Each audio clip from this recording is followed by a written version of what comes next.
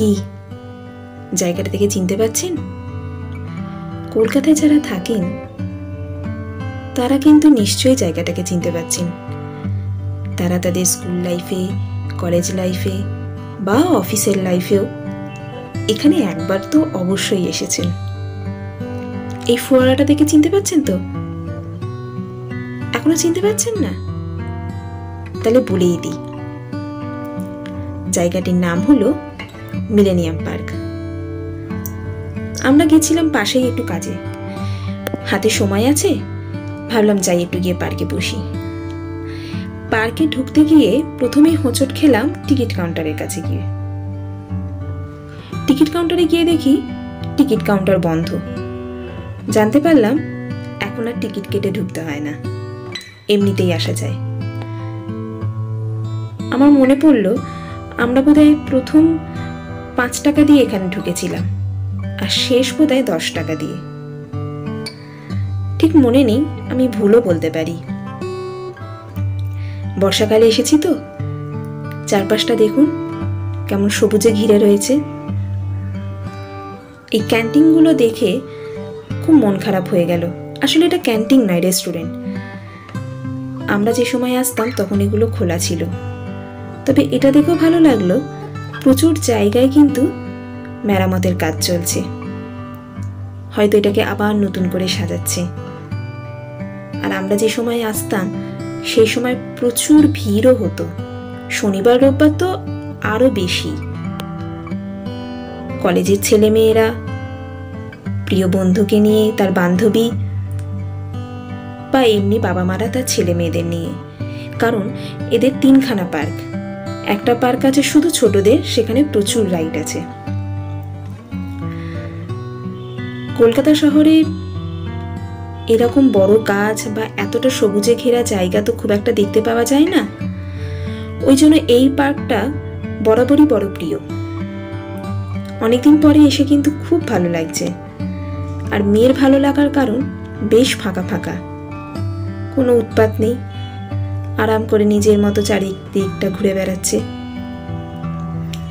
এই রাইডটা দেখে খুব চড়বে বলছিল, কিন্তু তখন এই রাইডটা শুরু হয়নি। দেখেছেন গঙ্গার পাশে ওই যে বেঞ্চগুলো আছে, ওখানে বসে গঙ্গাকে কিন্তু খুব সুন্দর উপভোগ করা যাবে। আর এই রেলিংগুলোকে দেখলাম রং করছে। বললাম না নতুন করে আবার বোধহয় সাজাচ্ছে। এর ভিতরে যে রেস্টুরেন্টগুলো ছিল সেখান থেকে একটা আইসক্রিম বা একটা রোল নিয়ে এইরকম বেঞ্চের বসে পাশে প্রিয়জনের সাথে গল্প করতে করতে সন্ধ্যেটা কাটিয়ে দেওয়া যায় এখানে।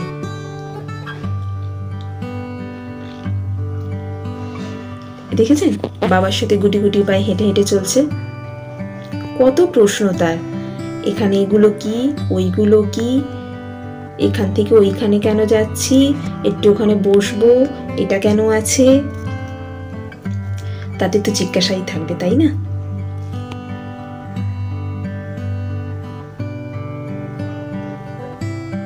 অনেকদিন পরে এসে মনে পড়লো প্রথম এসেছিলাম এখানে বাবা মার সঙ্গে, তারপরে বন্ধু বান্ধব, তারপর কলেজ থাকতে অনেকবারই আসা হয়েছে, কিন্তু ধীরে ধীরে আসাটা বন্ধও হয়ে গেছিল। তাই পুরনো জায়গায় যদি কখনো ফিরে যান দেখবেন কত কথা একসঙ্গে বেরিয়ে আসে মনের মধ্যে, আর একটা ঘাড়ে আর একটা কথা চেপে যায়। দেখলেন উপরে লেখা ছিল মিলেনিয়াম পার্ক বলে ব্যানারটা।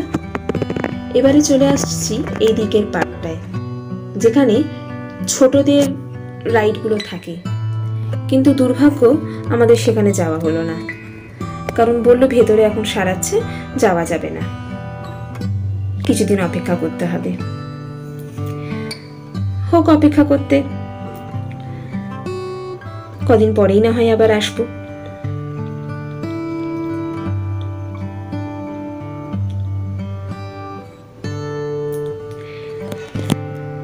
রোদ্দুরটা সেদিনকে একটু কম ছিল বলে হেঁটে চলে খুব একটা কষ্ট হচ্ছিল না, তবে ঘাম হচ্ছিল প্রচুর।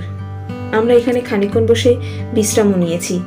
আর এই দেখুন এই পার্কের একটা খুদে সদস্য, এই মানুষজনের জন্য ওরা এখন শান্তিতে বিচরণ করতে পারছে না।